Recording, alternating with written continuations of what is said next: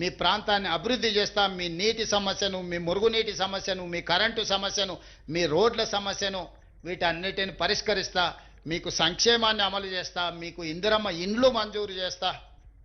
ఇవన్నీ చేసే బాధ్యత నేనే తీసుకుంటా ముఖ్యమంత్రిగా, మున్సిపల్ మంత్రిగా. తెలంగాణ ప్రజల్ని నిండు మనసుతో ఆశీర్వదించాల్సిందిగా కోరుకుంటూ మీ అందరి దగ్గర సెలవు తీసుకుంటున్నా.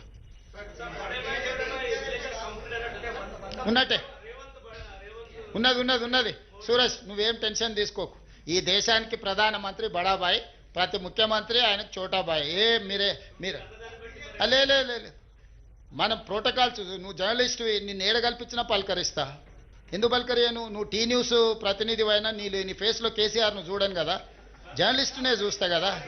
సేమ్ ప్రధానమంత్రి కూడా, మోడీ గారు ప్రధానమంత్రి కాబట్టి అతను బడాబాయ్ అందరు ముఖ్యమంత్రులకు. బిగ్ బ్రదర్ అంటారు ఇంగ్లీష్లో. ఇక నాకు వచ్చిన భాషలో హిందీలో చెప్పిన. మీ సార్ అంత ఇంగ్లీష్ నాకు రాదు.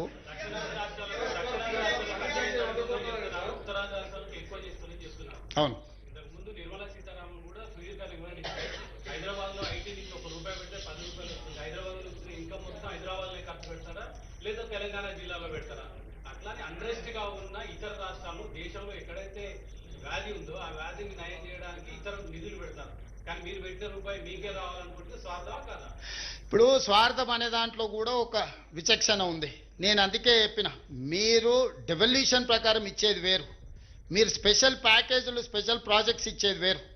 రేపు రీజనల్ రింగ్ రోడ్ ఇస్తే ఇంకా ఆదాయం పెరుగుతుంది, మెట్రో రైలు ఇస్తే ఇంకా ఆదాయం పెరుగుతుంది, ఇంకా మనకు వరంగల్, ఆదిలాబాద్ ఎయిర్పోర్ట్లు ఇస్తే ఇంకా ఆదాయం పెరుగుతుంది. కేంద్రానికి తిరిగి పన్నులు చెల్లిస్తాం కదా. ఇండస్ట్రియల్ పార్కులు ఇస్తే, సెమీ కండక్టర్ తెలంగాణకి ఇస్తే కేంద్రానికి ఆదాయం పెరుగుతుంది కదా. అక్కడెందుకు వివక్ష చూపిస్తుండ్రు? Yes, I do agree.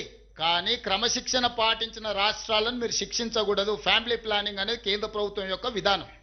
దాన్ని మనం క్రమశిక్షణతో అమలు చేసినందుకు మమ్మల్ని శిక్షించకూడదు. అందుకే నీతి ఆయోగ్ మీటింగ్లో నేనేం చెప్పిన, సుప్రీంకోర్టు ఏం అబ్జర్వేషన్ ఇచ్చింది? 50% మెరిట్, 50% డిజబిలిటీ.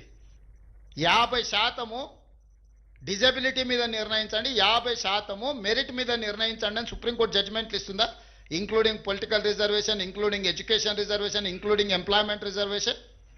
సేమ్ థింగ్, క్రమశిక్షణతో నిధులను, పన్నులు చెల్లిస్తున్న వాళ్ళకు 50% విధానం తీసుకోండి, డిజబిలిటీని 50% తీసుకోండి. మొత్తం డిజబిలిటీ తీసుకుంటే మరి క్రమశిక్షణతో నువ్వు శిక్షిస్తే మనం ఎందుకు ఉంటాం?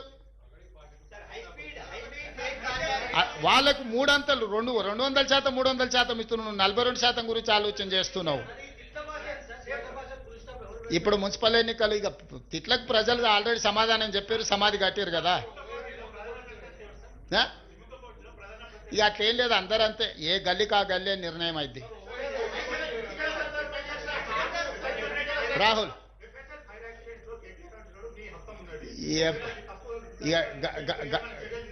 రాహుల్ గంజాయి బ్యాచ్ గురించి నేను పెద్దగా ఆలోచన చేయను, వదిలేసాయి. నువ్వు కూడా వదిలేయి, నువ్వు కూడా ఆ ట్రాప్లో పడకు. మనం ఏదైనా మంచి మున్సిపల్లో ప్రజలకు మంచి చేసే దాని మీద తీసుకుందాం. ధన్యవాదాలు.